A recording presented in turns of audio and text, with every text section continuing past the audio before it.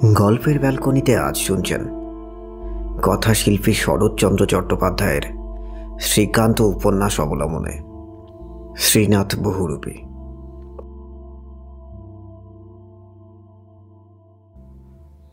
সেদিনটা আমার খুব মনে পড়ে।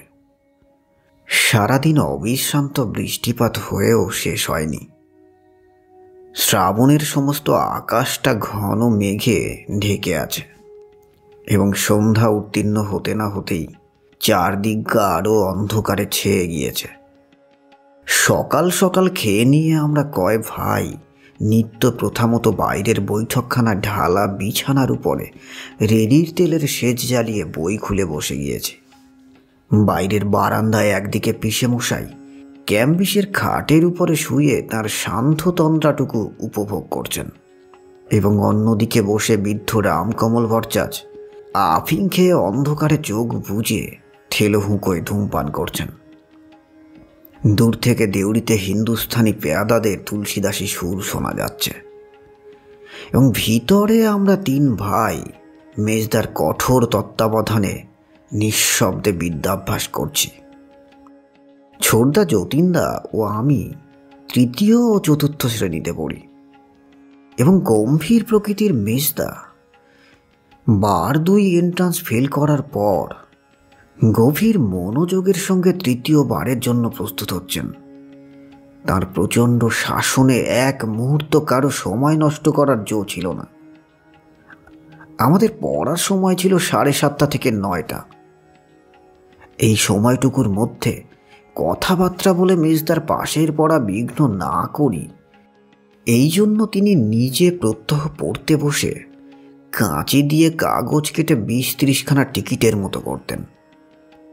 তার কোনোটাতে লেখা থাকতো বাইরে, কোনোটাতে থুতু ফেলা, কোনোটাতে নাক ঝাড়া, কোনোটাতে আবার তেষ্টা পাওয়া, এইরকম আরও কত কিছু। যতীনদা সেদিন একটা নাক ঝাড়ার টিকিট নিয়ে মেজদার সামনে ধরে দিলেন। মেজদা তাতে স্বাক্ষর করে লিখে দিলেন 8:33 হইতে 8:34 পর্যন্ত, অর্থাৎ এই সময়টুকুর জন্য সে নাক ঝাড়তে যেতে পারে। ছুটি পেয়ে যতীনদা টিকিট হাতে উঠে যেতেই ছোটদাও থুতু ফেলার টিকিট পেশ করে দিল। মেজদা না লিখে দিলেন। কাজেই ছোটদা মুখ ভার করে মিনিট 2 বসে থেকে পুনরায় তেষ্টা পাওয়ার আর্জি দাখিল করে দিলেন।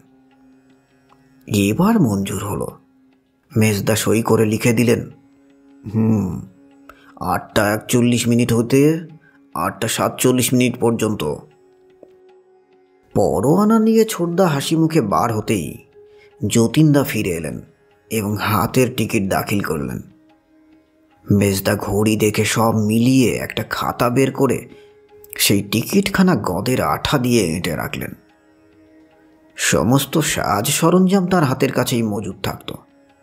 সপ্তাহ পরে এইসব টিকিটের সময় ধরে কৈফিয়ত তলব করা হতো। এই রকম মেজদার অত্যন্ত সতর্কতায় আর সুশৃঙ্খলায় আমাদের এবং তার নিজের কারও এতটুকু সময় নষ্ট হতে পেত না। প্রত্যহ এই 1.5 ঘন্টা ধরে বিদ্যাভ্যাস করে রাত্রি 9টার সময় আমরা যখন বাড়ির ভিতরে শুতে আসতাম, মা সরস্বতী নিশ্চয় ঘরের চৌকাঠ পর্যন্ত আমাদের এগিয়ে দিয়ে যেতেন এবং পরদিন স্কুলে ক্লাসের মধ্যে যে সকল সম্মান সৌভাগ্য লাভ করে আমরা ঘরে ফিরতাম সে তো আপনারা বুঝতেই পারছেন। কিন্তু দুর্ভাগ্য মেজদার, তার নির্বোধ পরীক্ষাগুলো তাকে কোনোদিন চিনতেই পারল না। নিজের এবং পরের বিদ্যাশিক্ষার প্রতি এরকম প্রবল অনুরাগ, সময়ের মূল্য সম্বন্ধে এমন সূক্ষ্ম দায়িত্ববোধ থাকা সত্ত্বেও তাকে যেন বারংবার ফেল করিয়েই দিতে লাগল। একেই বোধহয় বলে অদৃষ্টের অন্ধ বিচার। যাক, এখন আর সে দুঃখ জানিয়ে কি হবে। সে যাই হোক, সে রাতেও ঘরের বাইরে ওই রকম জমাট অন্ধকার এবং বারান্দায় তন্দ্রাভিভূত সেই 2 বুড়ো। ভিতরে মৃদু দীপালোকের সামনে বসে গভীর অধ্যয়নরত আমরা 4টে প্রাণী। ছোটদা ফিরে আসায় তৃষ্ণায় আমার এবারে বুক ফেটে যেতে লাগলো। কাজেই টিকিট পেশ করে আমি উন্মুখ হয়ে বসে রইলাম। মেজদা তার সেই টিকিট আটা খাতার উপর ঝুঁকে পড়ে পরীক্ষা করতে লাগলেন তৃষ্ণা পাওয়াটা আমার আইনসঙ্গত কিনা, অর্থাৎ কাল পরশু কি পরিমাণে জল খেয়েছিলাম ইত্যাদি ইত্যাদি। হঠাৎ আমার পিঠের কাছে একটা হুম শব্দ এবং সঙ্গে সঙ্গে ছোটদা ও যতীনদার সমবেত আত্মকণ্ঠের গগনভেদী রই রই চিৎকার।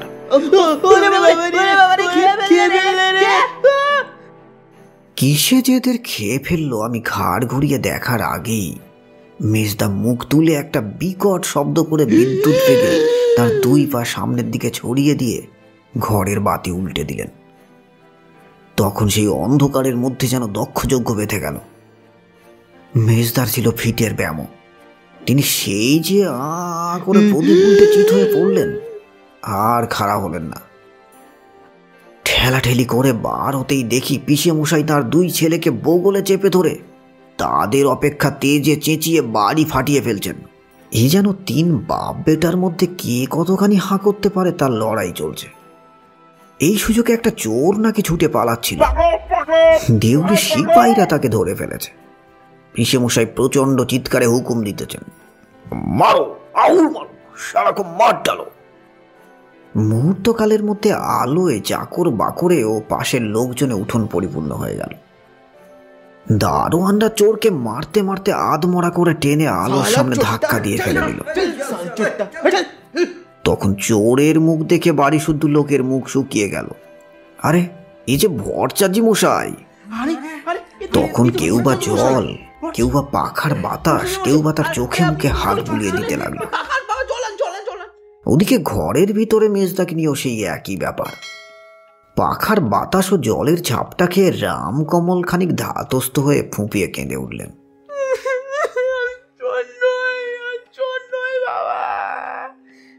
সবাই প্রশ্ন করতে লাগলো, আরে ছুটছিলেন কেন? ভট্টাচার্য মশাই কাঁদতে কাঁদতে বললেন,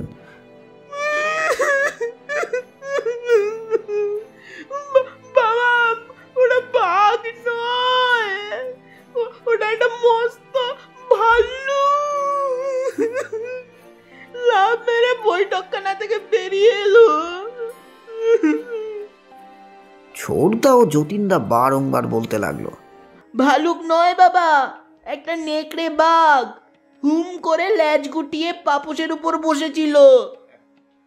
মেজদার ততক্ষণে চৈতন্য হয়েছে।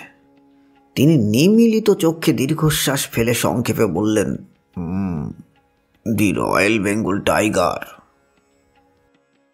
কিন্তু কোথায় সে? মেজদার সে দি রয়্যাল বেঙ্গলই হোক আর রামকমলের মস্ত ভাল্লুকই হোক, সে আসলোই বা কেমন করে আর গেলই বা কোথায়? এতগুলো লোক যখন দেখেছে তখন সে একটা কিছু তো বটেই। তখন কেউ বা বিশ্বাস করলো, কেউ বা বিশ্বাস করলো না, কিন্তু সবাই লণ্ঠন নিয়ে ভয় চকিত নেত্রে চারদিকে খুঁজতে লাগলো। হঠাৎ পালোয়ান কিশোরী সিং আরে ও বেটা সিয়ারাম সিয়ারাম বলে এক লাফে একেবারে বারান্দার উপরে গিয়ে উঠল। তারপর আবার সেই ঠেলাঠেলি কাণ্ড। এতগুলো লোক সবাই একসঙ্গে বারান্দায় উঠতে চায়, কারো মুহূর্ত বিলম্ব সয় না। উঠোনের এক ধারে একটা ছিল ডালিম গাছ। দেখা গেল তারই ঝোপের মধ্যে বসে একটা বৃহৎ জানোয়ার, বাঘের মতোই বটে। চোখের পলকে বারান্দা খালি হয়ে বৈঠকখানা ভরে গেল। জনপ্রাণী আর সেখানে নেই। সেই ঘরের ভিড়ের মধ্য থেকে পিসমশাইয়ের উত্তেজিত কণ্ঠস্বর ভেসে আসতে লাগলো, আরে সরকি লাও, বন্দুক লাও, বন্দুক। আমাদের পাশের বাড়ির গগন বাবুদের একটা মুঙ্গেরি গাদা বন্দুক ছিল। লক্ষ্য এখন সেই অস্ত্রটার উপর। লাও তো বটে, কিন্তু আনে কে? ডালিম গাছটা যে দরজার কাছেই, এবং তারই মধ্যে বাঘটা বসে আছে। হিন্দুস্থানিরা সাড়া দেয় না। তামাশা দেখতে যারা বাড়ির মধ্যে ঢুকেছিল তারাও নিস্তব্ধ। এমন বিপদের সময় হঠাৎ কোথা থেকে ইন্দ্র এসে উপস্থিত হলো। সে বোধহয় সামনের রাস্তা দিয়ে কোথাও একটা যাচ্ছিল। হাঙ্গামা শুনে বাড়ি ঢুকে পড়েছে। নিমেষে শত কণ্ঠে চিৎকার করে উঠল, ওরে বাঘ বাঘ, পালিয়ে আয় রে ছোড়া, পালিয়ে আয়।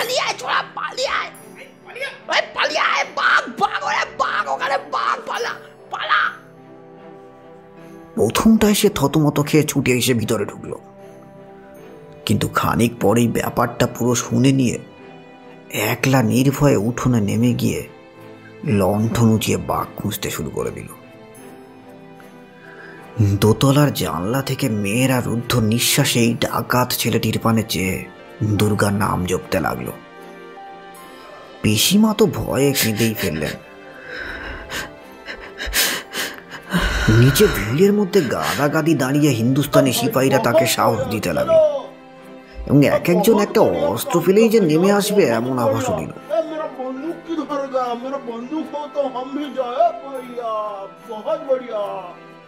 ডালিম গাছের তলাটা অনেকক্ষণ মনোযোগের সঙ্গে বেশ করে দেখে নিয়ে ইন্দ্র বলল, দারিক বাবু, এ বেটা বাঘ নয়। তার কথাটা শেষ হতে না হতেই সেই রয়্যাল বেঙ্গল টাইগার দুই থাবা জোর করে মানুষের গলায় কেঁদে উঠল।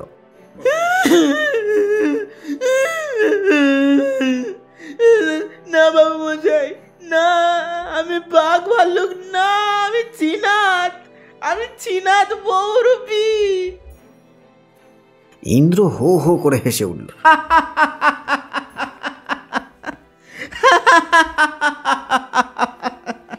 রাগে ভট্টাচার্য মশাই খড়মাতে সবার আগে ছুটে এলেন। হারামজাদা, তুমি ভয় দেখাবার জায়গা পাও না? পিসে মশাই মহা ক্রোধে হুকুম দিলেন, শালাকো কান পাকড় কে লাও। কিশোরী সিং তাকে সবার আগে দেখেছিল, সুতরাং তারই দাবি সবার আগে। তাই সেই সবার আগে গিয়ে কান ধরে হিড় হিড় করে তাকে টেনে আনলো। ভট্টাচার্য মশাই তাকে হাতের কাছে পেয়েই পিঠের উপরে খড়মের এক ঘা বসিয়ে দিল দাম করে এবং রাগের মাথায় হিন্দি বলতে লাগলেন, এই শালা হারামজাদা বজ্জাতকে বাঁচতে আমার গতর চূর্ণ হো গিয়া। খোট্টা শালার বেটারা আমার কিলাকে কাঁঠাল পাকা দিয়া। ছিনাতের বাড়ি বারাসাতে। সে প্রতি বছর এই সময়টায় একবার করে রোজগার করতে আসে। কালও এই বাড়িতে নারদ সেজে গান শুনিয়ে গিয়েছিল। সে একবার ভট্টাচার্য মশাইয়ের একবার পিসি মশাইয়ের পায়ে পড়তে লাগলো। কেঁদে কোকিয়ে বলে উঠল, ছেলেরা অমন করে ভয় পেয়ে প্রদীপ উল্টে মহামারী কাণ্ড বাঁধিয়ে তোলায় সে নিজেও ভয় পেয়ে গেছিল। গাছের আড়ালে গিয়ে তাই লুকিয়ে পড়েছিল। ভেবেছিল একটু ঠান্ডা হলেই বের হয়ে আবার তার সাজ দেখিয়ে যাবে, কিন্তু ব্যাপারটা উত্তরোত্তরে এমন হয়ে উঠল যে তার আর সাহসে কুলোল না। ছিনাতের কাকুতি মিনতি চলতে থাকলো, কিন্তু পিসে মশাইয়ের রাগ আর পড়ে না। পিসিমা নিজে উপর থেকে বললেন, তোমাদের ভাগ্যি ভালো যে সত্যিকারের বাঘ ভাল্লুক বের হয়নি। যে বীর পুরুষ তোমরা আর তোমার দরোয়ানরা। ছেড়ে দাও বেচারিকে আর দূর করে দাও দেউড়ির ওই খোট্টাগুলোকে। একটা ছোট ছেলের যা সাহস, একবারে লোকের তা নেই। পিসে মশাই কোনো কথা শুনলেন না, বরং পিসিমার এই অভিযোগে চোখ পাকিয়ে এমন একটা ভাব ধারণ করলেন যে ইচ্ছা করলেই তিনি এই সকল কথার যথেষ্ট সদুত্তর দিতে পারেন। কিন্তু স্ত্রী লোকের কথার উত্তর দিতে যাওয়াই পুরুষ মানুষের পক্ষে অপমানকর। তাই তিনি আরও গরম হয়ে হুকুম দিলেন, ব্যাটার ল্যাজটাই কেটে দাও। পিসে মশাইয়ের হুকুমে ছিনাতের সেই রঙিন কাপড় জড়ানো সুদীর্ঘ খড়ের ল্যাজটা সেদিন কেটে নিয়ে তাকে তাড়িয়ে দেওয়া হলো। পিসিমা উপর থেকে রাগে গড় গড় করতে লাগলেন, হয়েছে হয়েছে, যাও এবার গিয়ে তুলে রেখে দাও। যা বুঝছি ওটা তোমারই একদিন কাজে লাগবে।